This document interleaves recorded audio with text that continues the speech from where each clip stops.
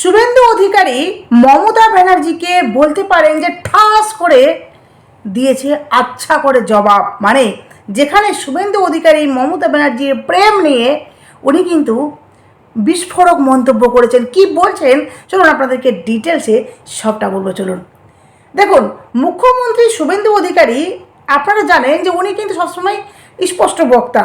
উনি রকচেক করে কথা বলেন না, উনি যা বলেন পরিষ্কার স্পষ্টভাবে একদম বলে দেন, স্ট্রেট ফরওয়ার্ড।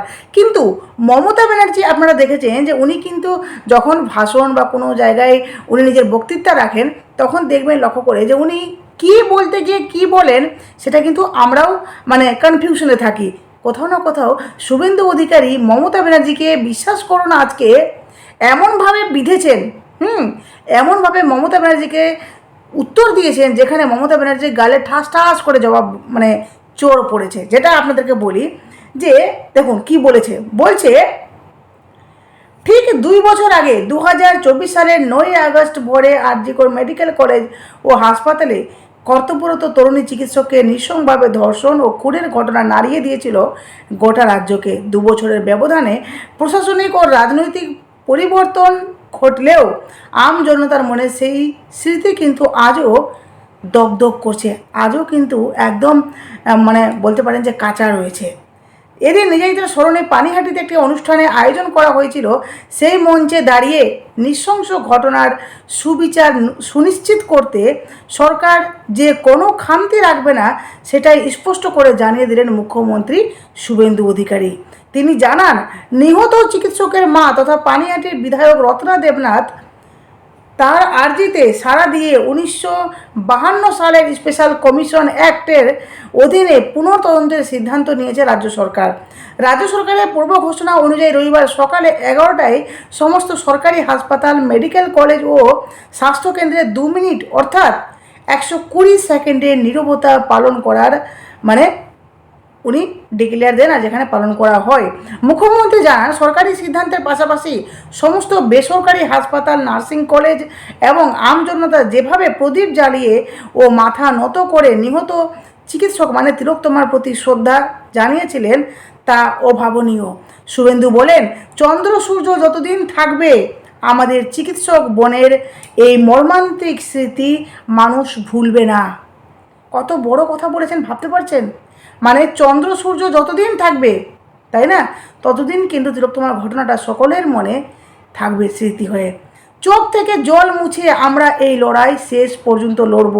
যেভাবে তিলোত্তমার মা লড়ছেন সেভাবে কিন্তু আমরাও লড়ে যাব। কারণ এক মা মেয়ের জন্য, মেয়ের বিচারের জন্য, যার জীবনে কোনো আশা আকাঙ্ক্ষা নেই, কোনো লোভ নেই, কোনো প্রত্যাশা নেই, শুধুমাত্র একটাই চাহিদা, আমার মেয়ের বিচার, তাই না? তো স্মরণসভায় নিহত চিকিৎসকের বাবা মায়ের লড়াইয়ে মানে কুর্নিশ জানিয়ে, এই যে তিলোত্তমার মা বাবার লড়াইকে কুর্নিশ জানিয়ে মুখ্যমন্ত্রী মনে করিয়ে দেন যে তৎকালীন শাসক দল যখন 10 লক্ষ টাকার ক্ষতিপূরণের কথা বলেছিল কিংবা আদালত 16 লক্ষ টাকা দিতে চেয়েছিল তিলোত্তমার মা বাবাকে, তখনও অর্থ প্রত্যাখ্যান করে কেবল সত্য ও বিচারের দাবিতে অনড় থেকেছিলেন এই দম্পতি মানে তিলোত্তমার মা বাবা।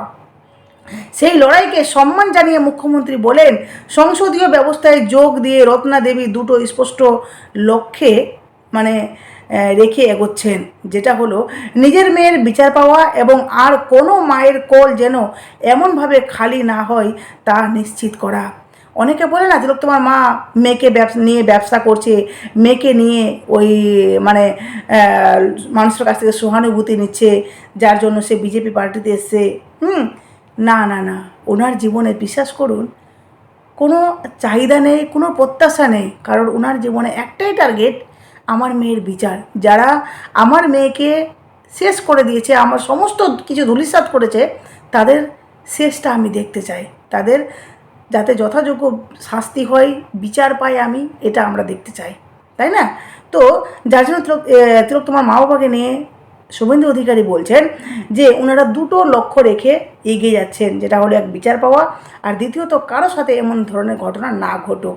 সুপ্রিম কোর্ট ও হাইকোর্টের নজরদারিতে সিবিআই তদন্ত থাকলেও মানে হাইকোর্ট আর সুপ্রিম কোর্টে সিবিআই তদন্ত চললেও রাজ্যের এখতিয়ারভুক্ত জায়গায় পুনঃতদন্তের কোনো যাতে খামতি না রাখা হয় সেদিকে কিন্তু মুখ্যমন্ত্রী স্পষ্ট করলেন। রাজ্যে নারী ও শিশুদের উপর অপরাধ দমনে সরকার যে অত্যন্ত কঠোর তা জানিয়ে মুখ্যমন্ত্রী বলেন, অফিসারদের স্পষ্ট নির্দেশ দেওয়া হয়েছে, মহিলা নির্যাতন, ধর্ষণ বা পক্সো আইনের অধীনে হওয়া অপরাধে কোনো মানে এই সমস্ত অপরাধের কারো কোনো ফোন বা নির্দেশের জন্য অপেক্ষা করবেন না।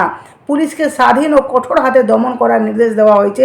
মুখ্যমন্ত্রীর কথায় বিগত 15 বছরে নিম্ন আদালত মৃত্যুদণ্ড হওয়া সত্ত্বেও ঝুলে থাকা 18টি অপরাধমূলক মামলা তিনি চিহ্নিত করেছেন। বিচার প্রক্রিয়া দ্রুত শেষ করতে 6 জন বিশেষ পিপি মানে পাবলিক প্রসিকিউটর নিয়োগ করা হয়েছে, যাতে আপিল প্রক্রিয়ায় দীর্ঘসূত্রতা কমিয়ে অপরাধীদের দৃষ্টান্তমূলক শাস্তি দেওয়া সম্ভব হয়। রাজ্যের অপরাধ বৃদ্ধির অন্যতম মূল কারণ হিসেবে মাদকাসক্তিকে দায়ী করেছেন মুখ্যমন্ত্রী।